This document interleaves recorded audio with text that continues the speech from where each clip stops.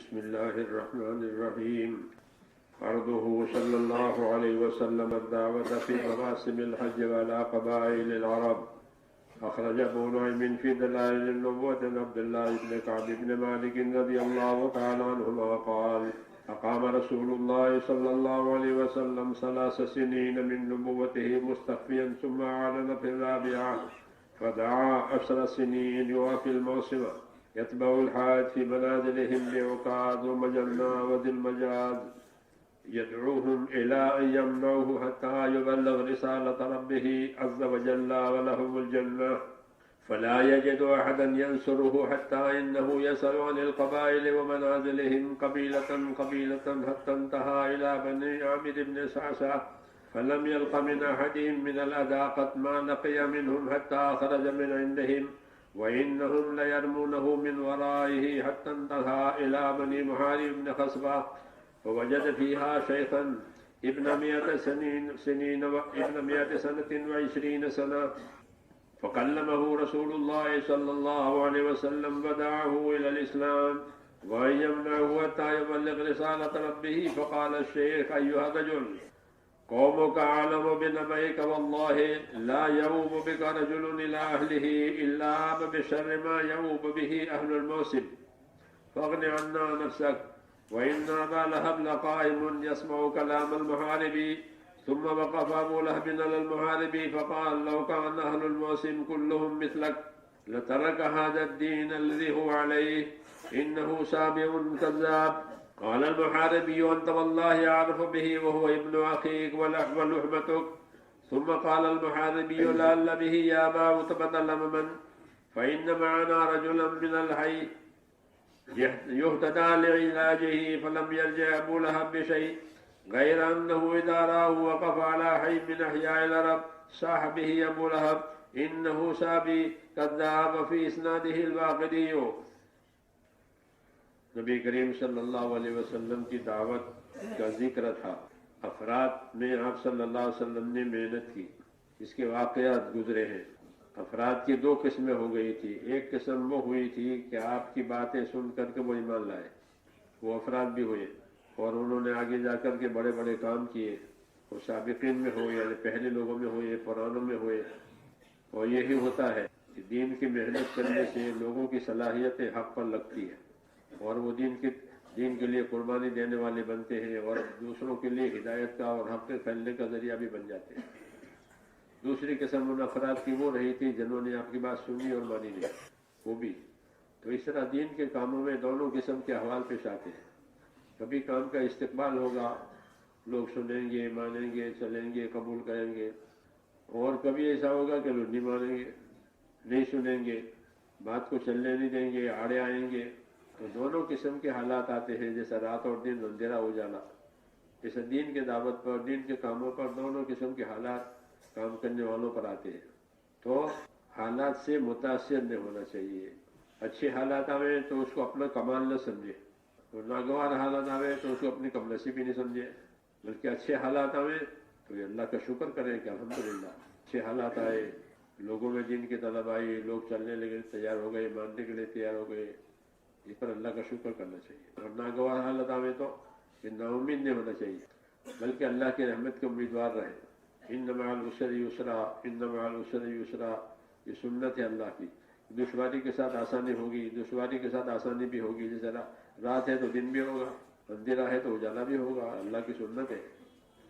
ایسے ہی ناگوار حالات آوے تو نا امید ہو کر کام سے نہ بیٹھے، چلو میں کچھ سنتا نہیں، مانتا نہیں، کام ہوتا نہیں، بیٹھ گئے، یہ نا امیدی ہے۔ نا امیدی کی طرف طبیعت جلدی چلتی ہے تاکہ کچھ کرنا نہ پڑے۔ نا امید ہو جائے تو کچھ نہیں کرنا پڑے، ایسا نہیں، بلکہ امیدوار رہے اور اپنی محنت جتنی قابو میں ہے اتنی تو بجاوے، کیونکہ آدمی اپنی محنت کا مکلف ہے اور محنت کے اعتبار سے اس کو نتیجہ ملے گا، ثواب بھی ملے گا، درجے بھی ملیں گے اپنی محنت کے اعتبار سے۔ وَلِكُلٍّ دَرَجَاتٌ مِّمَّا عَمِلُوا، ہر ایک کے لیے درجات ہوں گے اپنے عمل کے اعتبار سے، اللہ اس کو اونچا لاویں گے۔ اس لیے حالات دونوں قسم کے نبیوں پر بھی آتے تھے، استقبال کے حالات بھی آتے تھے، استدبار کے حالات بھی آتے تھے، لوگ مانتے تھے، قبول کرتے تھے، نہیں بھی مانتے تھے۔ تو دونوں طبقوں میں حضور صلی اللہ علیہ وسلم نے اپنا کام کیا ہے۔ ماننے والے ان کو بھی سمجھایا، نہ ماننے والے ان کو بھی سمجھایا، کیوں؟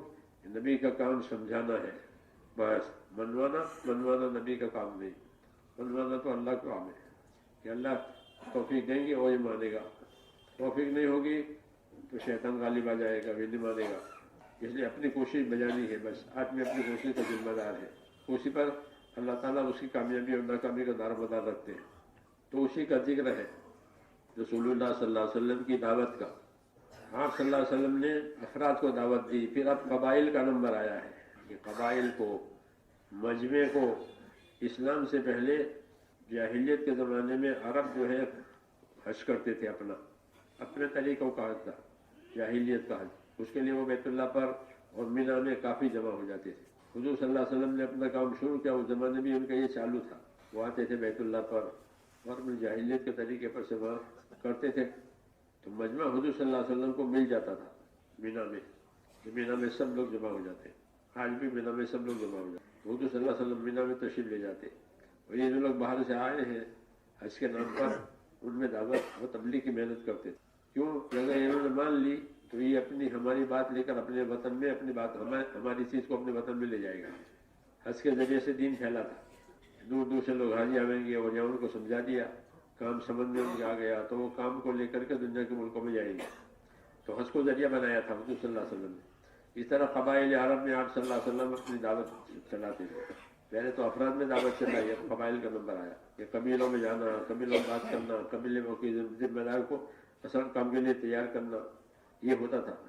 تو عبداللہ ابن کعب ابن مالک یہ کہتے ہیں کہ رسول صلی اللہ علیہ وسلم مکے میں مقیم رہے اپنی دعوت کے کام کے لیے۔ 3 برس تو ایسے رہے کہ آپ نے چپ کے دعوت کا کام کیا، 3 برس تک چھپ کر کے، کھلم کھلا بات نہیں کر سکتے تھے، کام نہیں کر سکتے۔ تو 3 سال آپ نے اپنی نبوت کے چھپ کر کے اللہ کے دین کا کام کیا۔ پھر 4تھے سال میں اپنی دعوت کا اعلان کیا۔ تو یہ 10 سال اور گزر گئے مکہ معظمہ میں۔ لوگ حج کے موسم میں آتے تھے اور حضور صلی اللہ علیہ وسلم ان میں اپنی دعوت کا کام کرتے تھے، اور حاجیوں کے پڑاؤ کی جگہ ہوتی تھی، یہ بازار تھی مدینہ منورہ کے اوقات اور ذی المجنہ اور مزاج، ذی المجاج، یہ بازار تھے، اس میں میلے لگتے تھے ان کے تجارتی مال کے۔ حضور صلی اللہ علیہ وسلم وہاں جا کر کے ان کو اللہ کی طرف بلاتے تھے۔ ان کے بازاروں میں یہ میلے لگتے تھے حج کے دنوں میں، ذی القعدہ میں خاص طور سے یہ میلے زیادہ لگتے ہیں تاکہ مال لوگ لے جائیں۔ اس طرح وہ حج کو اپنی تجارت کا ذریعہ بناتے تھے۔ حضور صلی اللہ علیہ وسلم حج کو اپنی دعوت کا ذریعہ بناتے تھے۔ حج میں آئے ہوئے لوگ میری بات سنیں گے، مانیں گے تو اپنے وطن لے جائیں گے۔ آپ کا مقصد دعوت تھا اور لوگوں کا مقصد اپنی دنیا تھا، اپنے پیسہ، تو وہ بھی اپنی چلاتے تھے۔ حضور صلی اللہ علیہ وسلم بھی اپنی بات چلاتے تھے، لوگوں کو دعوت دیتے تھے کہ مجھ کو میرے کام میں مدد کی ضرورت ہے، تو میرے مددگار بن جاؤ تاکہ میں اللہ کا جو پیغام میرے ذمے ہے وہ میں پہنچا دوں، اور اللہ تو میں اس کے بدلے میں جنت دے گا۔ لیکن کوئی بھی اس کے لیے تیار نہیں ہو جاتا۔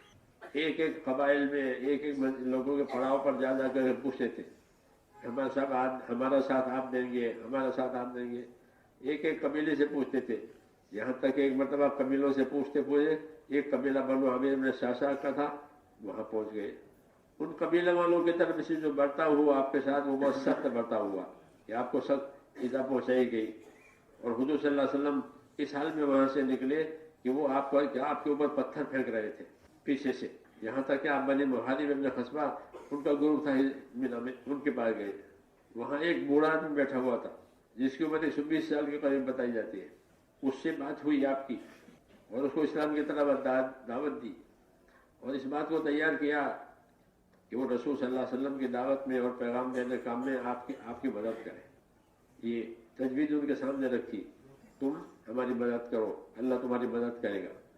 یہ اسے تقاضا کیا تھا، اسلام کی طرف دعوت دی اور کہا میرا ساتھ دو، اور تاکہ میں اللہ کی بات پہنچاؤں، جب میں اللہ کی بات پہنچاؤں تو میرا ساتھ دو گے تو اللہ تمہیں جنت دے گا۔ یہ دعوت رکھی۔ ایک بوڑھا آدمی تھا جس کی عمر 120 برس کی تھی، جب آپ دعوت دیتے تھے مینا میں کوئی مانتا نہیں تھا، کوئی بھی ساتھ نہیں دیتا۔ ایک آدمی وہاں تھا بوڑھا، اس کی عمر 120 سال کی تھی، آپ نے اس سے جا کے بات کی اور اس کو دعوت دی اسلام کی طرف، اور یہ کہ میں اللہ کی بات پہنچا سکوں، اس میں میرا ساتھ دو۔ اس نے بہت سخت جواب دیا، کہنے لگا کہ جاؤ، تمہاری قوم تم کو زیادہ جانتی ہے، کوئی بات ہوتی تو تمہاری قوم تمہیں ساتھ دیتی، وہ تمہارا ساتھ کون دے، وہ تمہیں کون لے جاوے اپنی جگہ پر، تمہیں کوئی آدمی لے جاوے تو یہ بہت بری بات ہوگی کہ تم کو لے کر کے جاوے. ایسا سخت جواب اس نے دیا. اس لیے آپ سے کہا کہ جاؤ اپنا کام کرو. اس طرح اچڑتا ہوا جواب اس نے دیا, جاؤ اپنا کام کرو. ابو لہب بھی تھا وہاں پر, وہ بھی سن رہا تھا اس بوڑھے کی بات. تو ابو لہب کھڑا ہو گیا اس بوڑھے کے پاس اور کہنے لگا کہ اگر یہ موسم میں جتنے لوگ آئے ہیں حج کے موسم میں, یہ سارے کے سارے تمہارے جیسے ہو جاوے اور ایسا سخت اس کو جواب دے تو بہت اچھا ہو, تاکہ یہ اپنے یہ کام چھوڑ دے. یہ ابو لہب کی بات تھی. وہ ابھی کہنے لگا ان کا دین بناوٹی ہے, ان کی باتیں غلط ہیں. یہ ابو لہب کہنے لگا.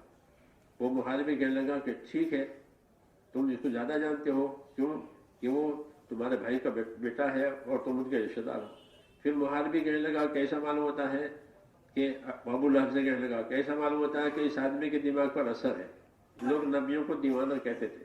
کیوں دیوانہ کہتے تھے؟ اس لیے دیوانہ کہتے تھے کہ نبی بہت دھند سے اس کام کو کرتے تھے, کسی دوسری چیز کی پرواہ نہیں کرتے. اتنے دھند سے اور اتنے دھیان سے نبی اپنا کام کرتے تھے. دوسری چیزوں کا متوجہ نہیں ہوتے تھے, کوئی کیا کہہ رہا ہے, کوئی کیا کر رہا ہے, کہ کچھ نہیں, اپنا کام کرنا ہے. ایک دھن سوار ہوتی تھی حکم کی, تو اس لیے لوگ اس دھن کو دیکھ کر کہتے تھے کہ آدمی کے دماغ میں کوئی اثر ہو گیا.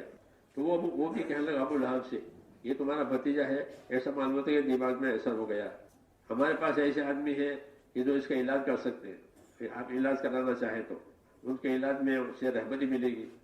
یہ ابو لہب سے کہا, لیکن ابو لہب نے اس کا کوئی جواب نہیں دیا. باقی ابو لہب کا کام یہ تھا کہ جہاں رسول صلی اللہ علیہ وسلم اپنی دعوت کام کے لیے ٹھہرتے یا کھڑے ہوتے کسی قبیلے والوں کے پاس, عرب کے قبیلوں میں سے, تو ابو لہب زور سے چیختا تھا. وہ یوں کہتا ہے اس کی بات مت سنو, اس کی بات مت سنو, یہ آدمی اپنے دین سے ہٹ گیا ہے اور اس کی سب باتیں غلط ہیں وغیرہ وغیرہ.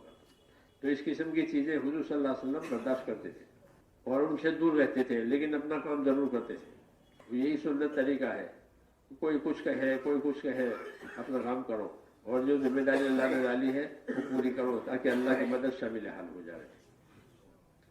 سبحانک اللہم صلی وسلم وبارک علی نبینا محمد وعلی آلہ واصحابہ اجمعین. ربنا اننا آمنا فاغفر لنا ذنوبنا وقنا عذاب النار. اللهم اقبل بقلوبنا الى دينك واقبل بقلوب جميع المسلمين الى طاعتك. ربنا آتنا في الدنيا حسنة وفي الآخرة حسنة وقنا عذاب النار. صلی اللہ تعالی